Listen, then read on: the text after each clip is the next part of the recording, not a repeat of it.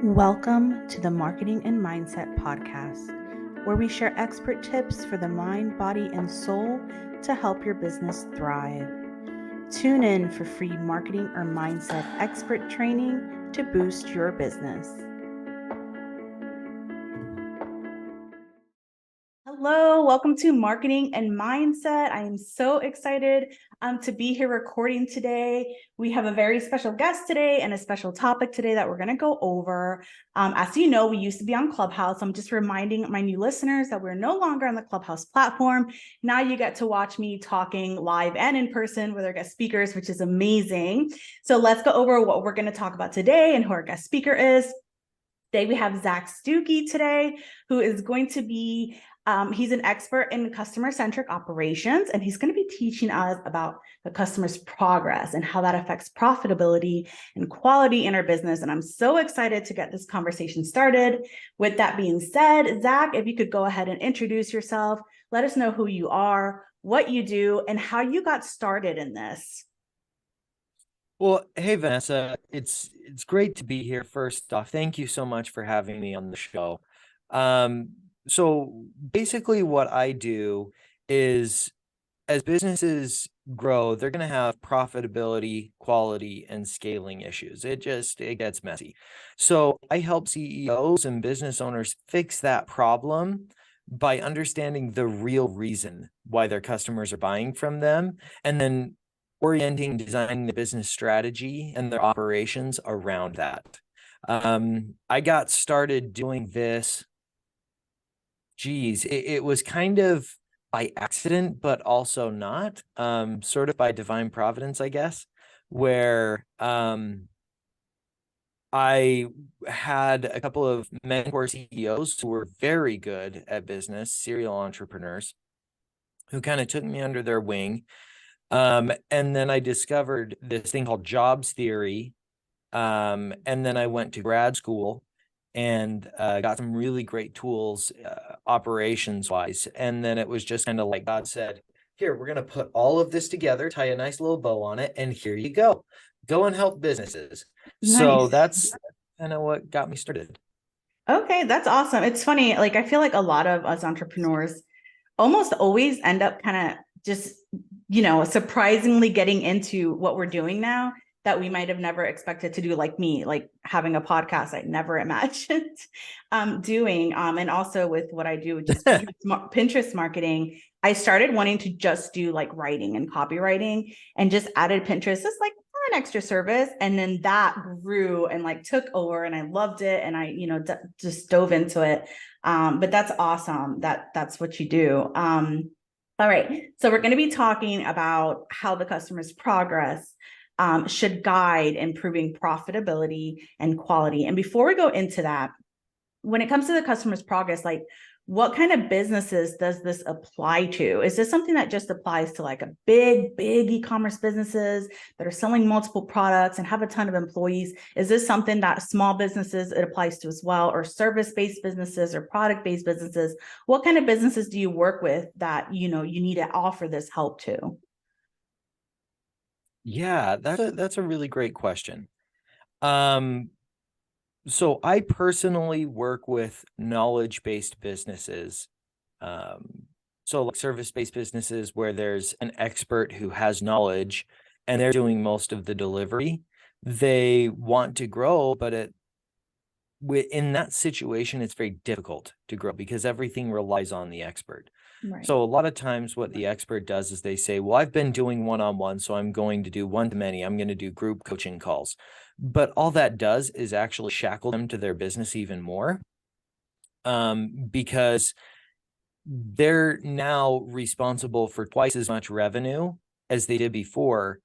And, they still have to deliver for all of those clients. So their ability to go on vacation, to, go and watch little Timmy's Little League game or little Susie's ballet recital it's diminished because they've got now, instead of 10 clients, 20 clients.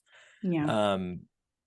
But I think that to help people understand this a little bit better and why it applies. So I apply this in that context, but Jobs theory, or this idea of progress, customer progress, applies to all businesses.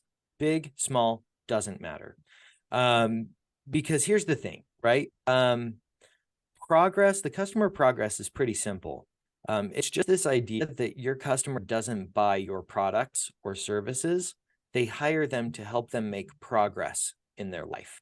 Right. And that progress can look different for different things, different people, but there are three basic underlying energies, we'll call them.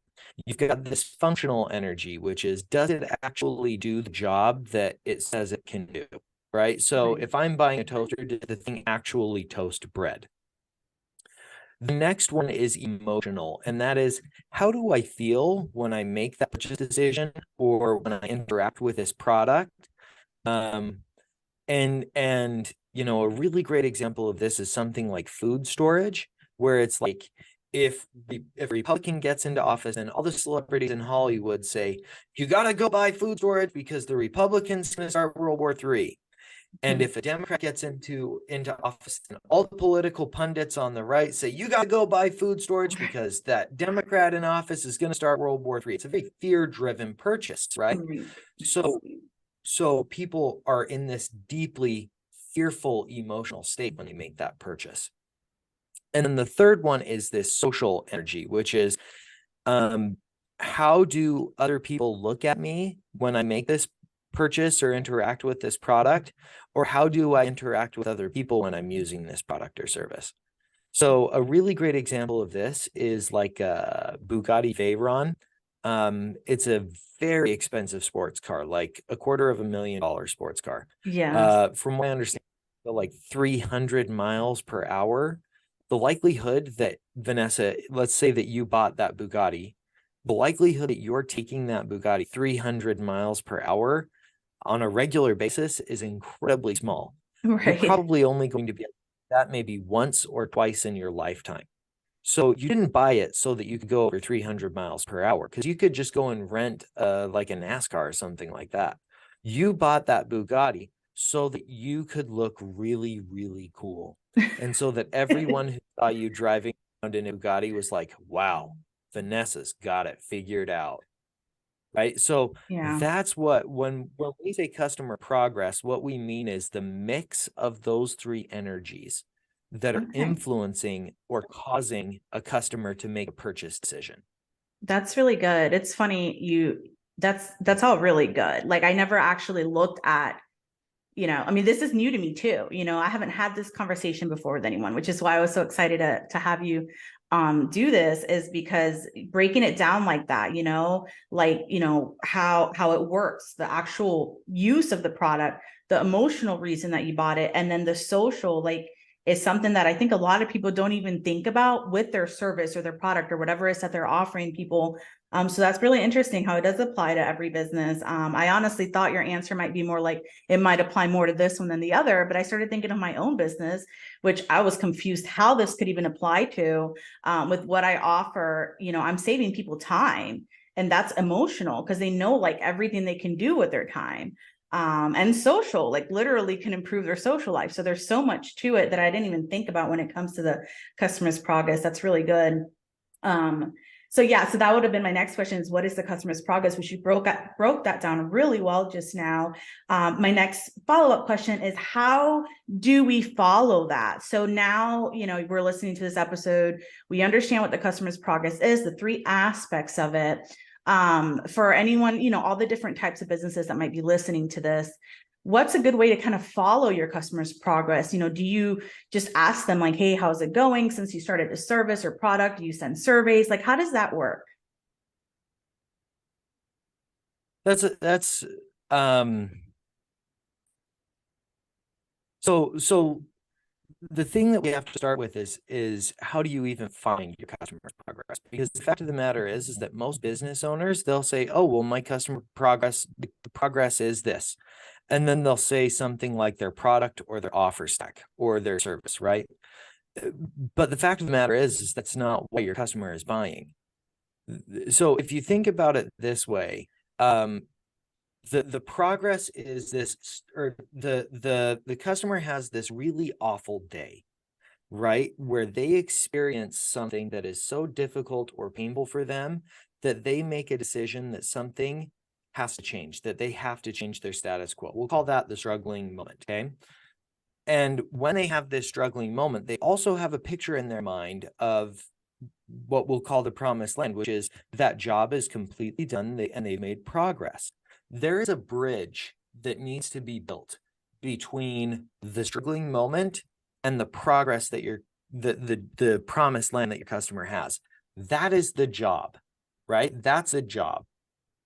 And your product or service, they're not saying, you know, I need to have Pinterest marketing for my website.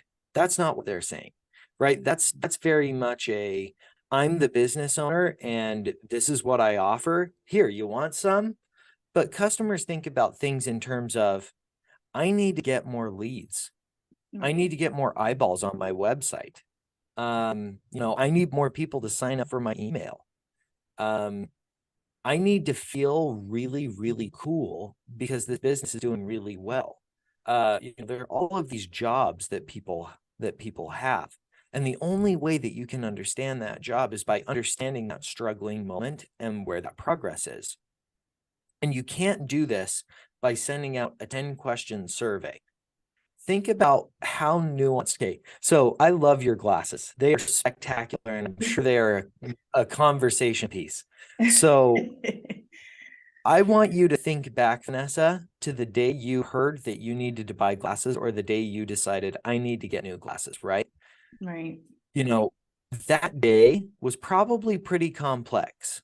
There was probably some nuance there. There were probably some emotions that you were experiencing. There was probably some interactions with people that you had.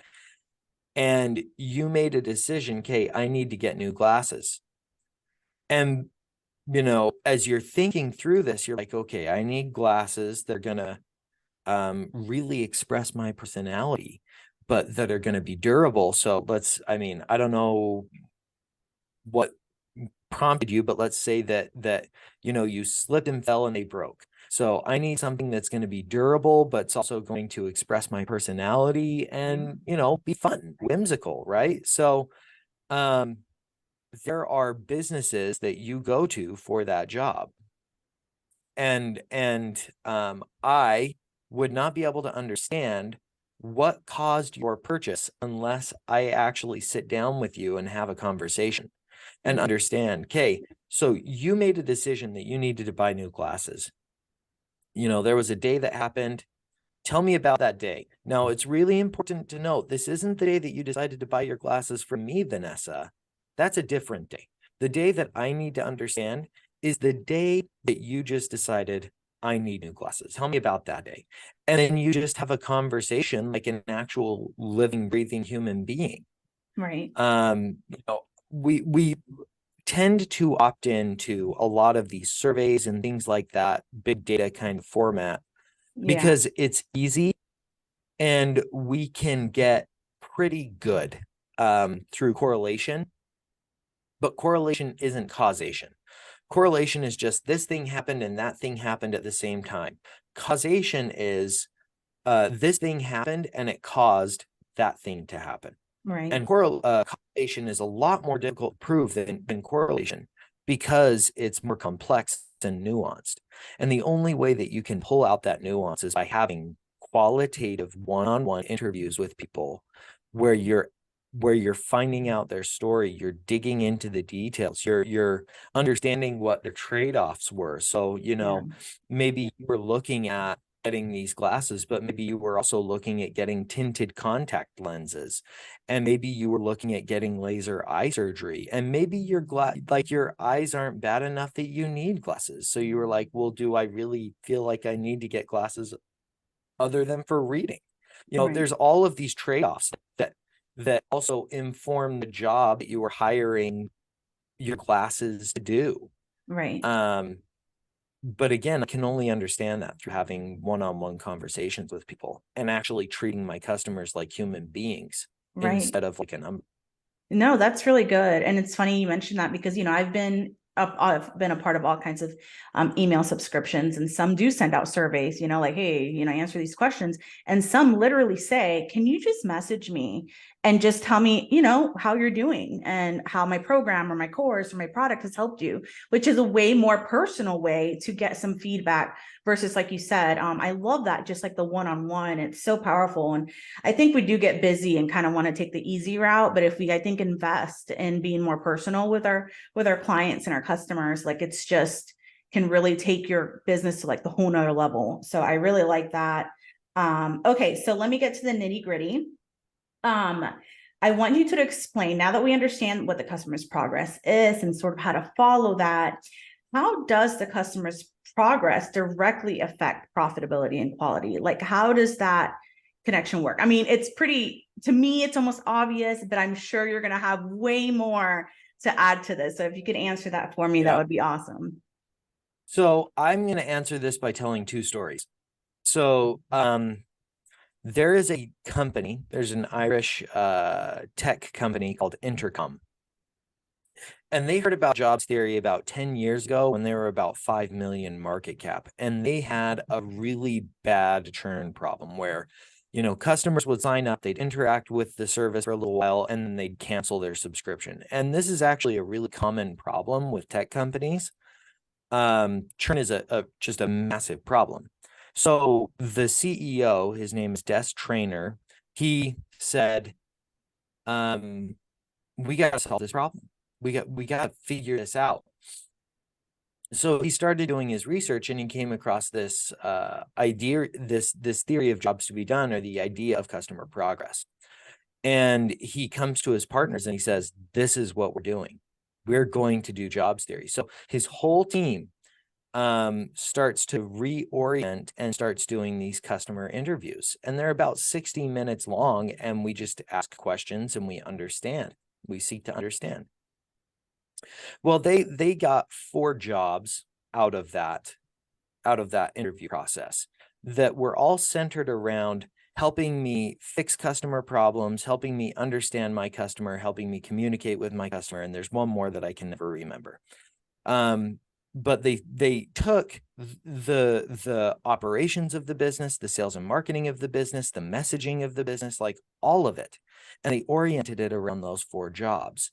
Previous to this, they were selling based off of features and benefits. And as they were selling based off of features and benefits, they were saying, hey, we've got this feature. You can talk to 25 customers versus 5 customers, right?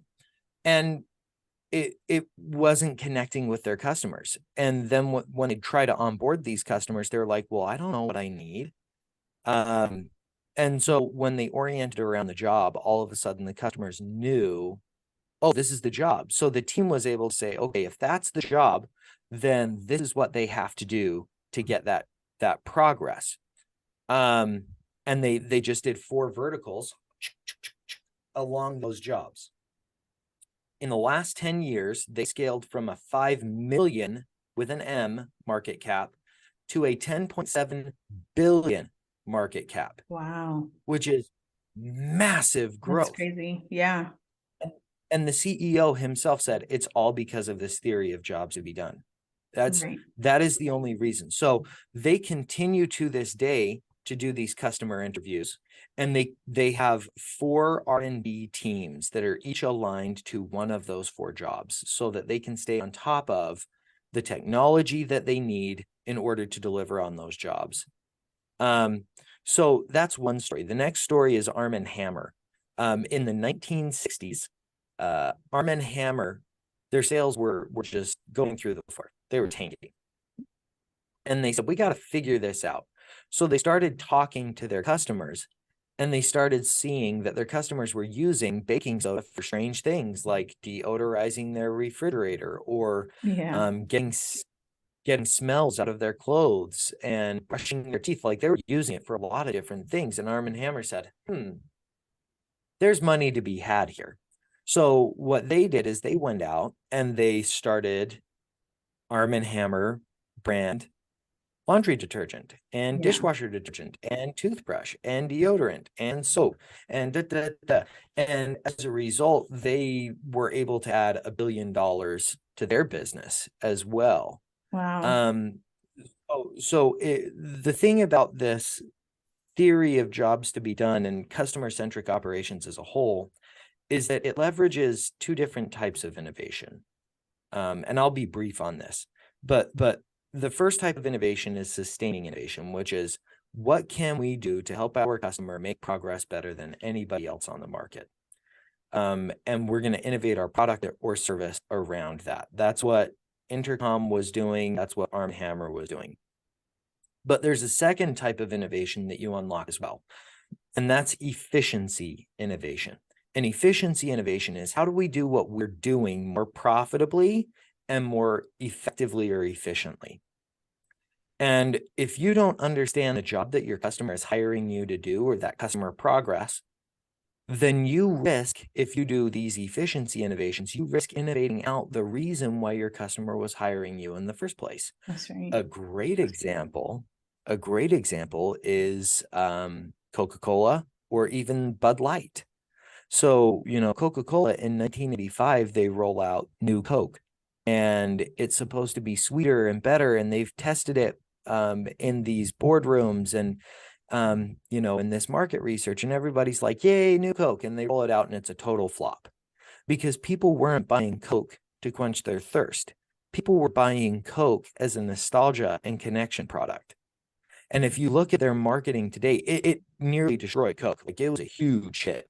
But if Yeah. you look at the marketing today, a movie isn't a movie without a Coca-Cola, or, it's this family barbecue and grandpa, he's got his Coke in a glass bottle, and grandma, she's got her Coke with a lemon wedge, and the kid, he's sneaking a sip from grandma's Coke and stuff like that. Right. Or Coke has the power to bring us together and connect us. Like, they're advertising that connection, and it saved the brand. Yeah. And then Light, just completely apolitically, people were not hiring Bud Light to get drunk. There's plenty of research that shows that the people who were buying Bud Light were largely conservative, blue collar males. And they were buying Bud Light. And again, this is totally apolitical. They were buying Bud Light to help them unwind at the end of a long day when they bought Bud Light, because they didn't Right. drink on a regular basis. When Bud Light brought Dylan Mulvaney into the conversation, whether or not you agree with their lifestyle, that's up to you. But what they did was they took Bud Light from a product that helped you unwind to a product that gets you wound up.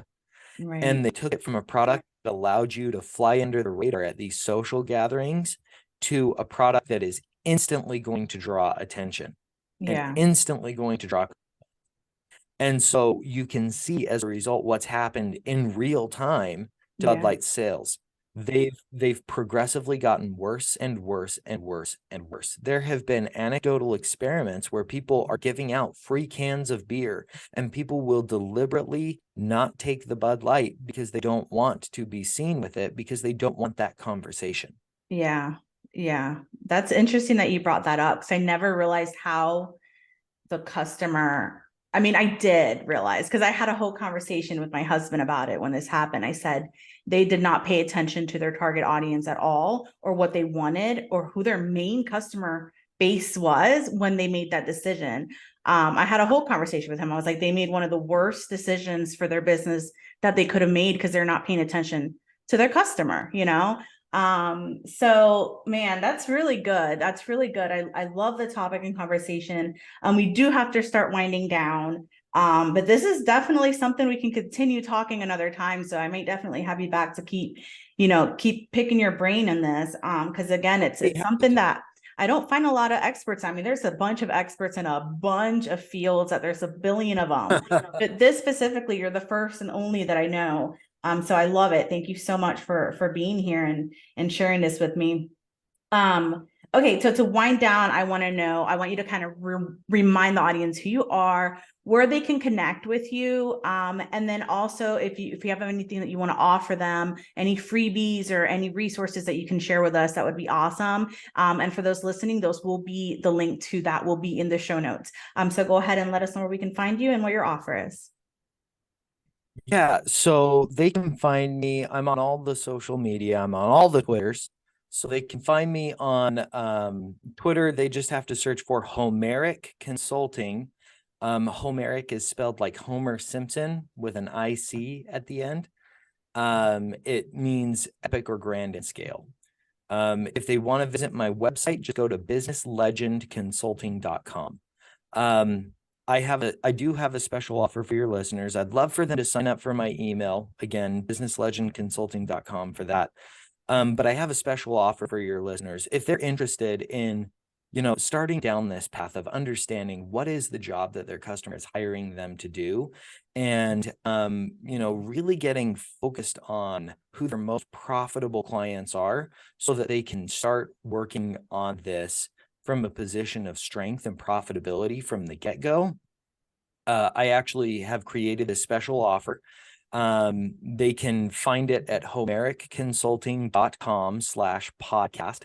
And what it is it's an offer where I'm going to help them basically figure out who their most profitable clients or products or revenue streams are so that they can then start doing the research around that. So normally I charge people $3,000 for this offer. For your listeners, if they put in code EPIC23 at the checkout, they'll get a $500 discount. And just so you know, slots are limited on this. I normally work with, these 7-8 figure businesses, and I wanted to move down market a little bit to help Right. some of these smaller businesses that wanted to scale. So, it's priced to move. Awesome. Awesome. Well, thank you so much. I really appreciate you coming here and talking to me and sharing so much knowledge. Like, I really gained a lot from this. I know my audience did too. So I really appreciate you being here today. For those of you listening, I just want to remind you guys that you're listening to the Marketing and Mindset podcast. And we will be here with a new speaker next time. And I hope you guys stay tuned. And I'm going to go ahead and say goodbye. So bye, everyone. Thank you so much for listening.